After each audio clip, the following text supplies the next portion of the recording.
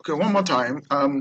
In this tutorial, we're going to learn how to raise an overhead requisition. As you can see on this page, this is the page where we raise an overhead. But before we progress, let me show us the table where everything about the overhead is expressed. Now, this is an overhead we have raised earlier, as you can see. This is the department of admin where the overhead was raised from, individual costs of the items, no, sorry, the amount that was refunded, the amount actually spent. Now, the person that the officer assigned and all the details. We took our model from here, right, from this equation form.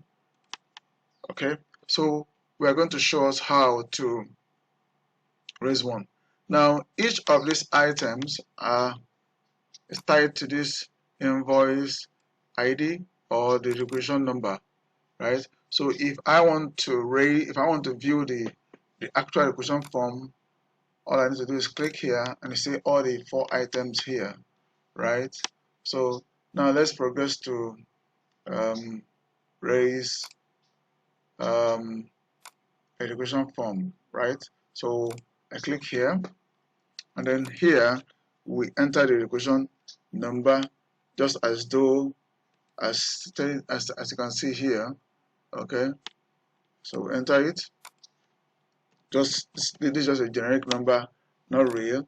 And then which staff is making the application? Michael, the department this time admin, sorry, attendance. The request date say 19th. Amount the staff refunded 5,000. Amount that was given say 500,000. The officer assigned Pastor 1, pastor's signature, then date pastor signed, say maybe 20th, checked by admin, say admin can be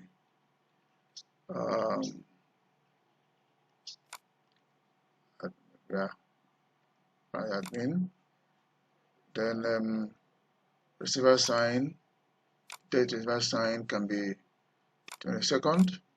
Okay, now the next thing we'll do after filling all of this, the next thing we'll do is we click on raise overhead requisition. All right, so click on that.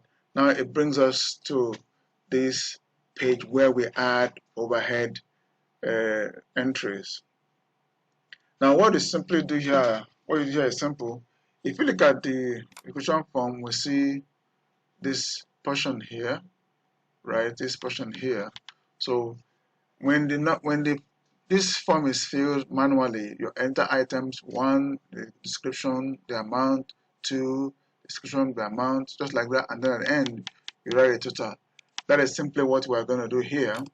So say here you can say bank charges, enter the description, payment for bank charges.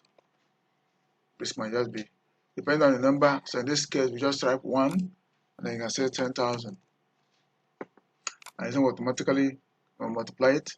You submit that, and then the next one, billboard, payment for billboard, billboard. That's 1. How many billboard? Maybe 3. How much? 50,000. Then we sum it up. Okay. See that the second item is added that now. The third one may be purchase of communion items. I don't know, maybe 2 at 20,000. The next one, purchase These are 1, 20,000.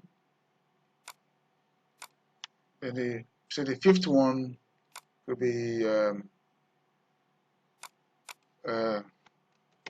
payment for generator services. Service error.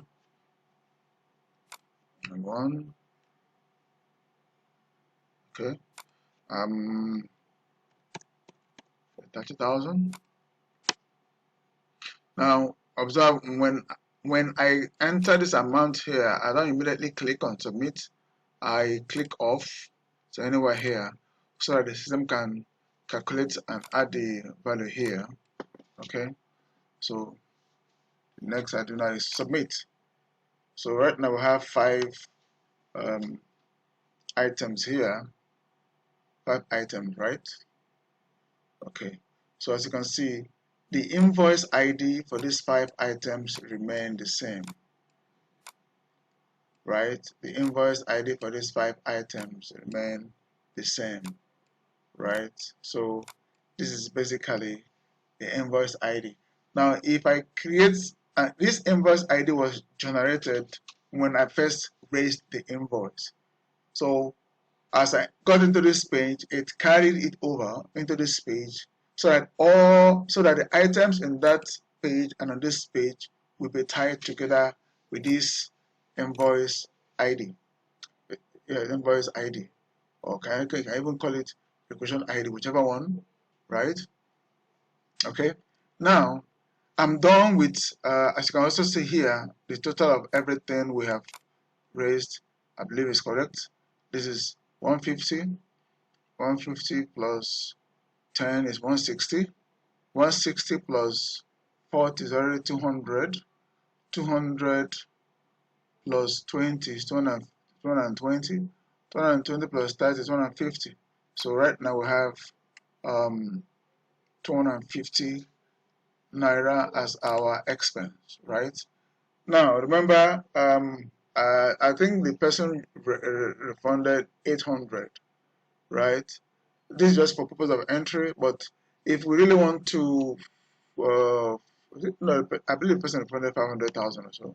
Yeah, 500,000. But let's not look at that, and let's focus on the purpose of this, just to show us how the system works. Now, let's now end this purchase.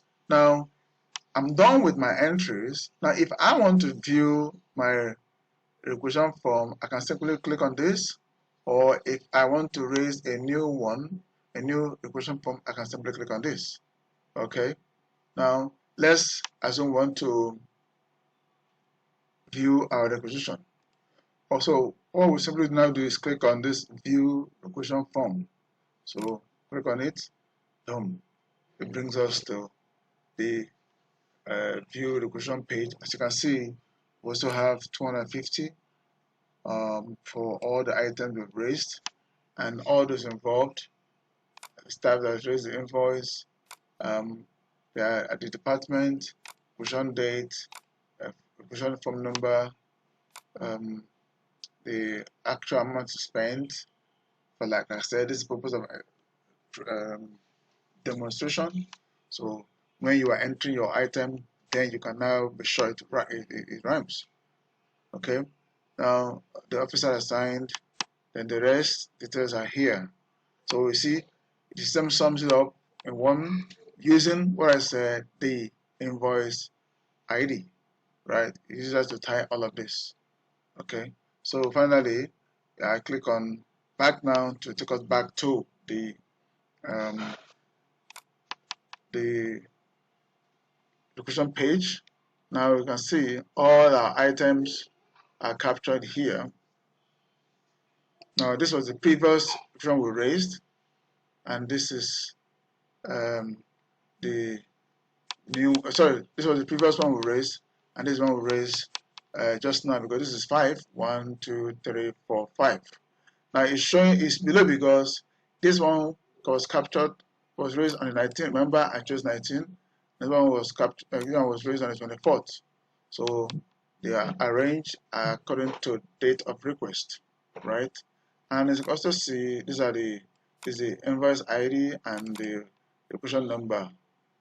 So I believe this is easy to understand. If there is any modification you want us to do on this, please feel free to make it known. Thank you and God bless.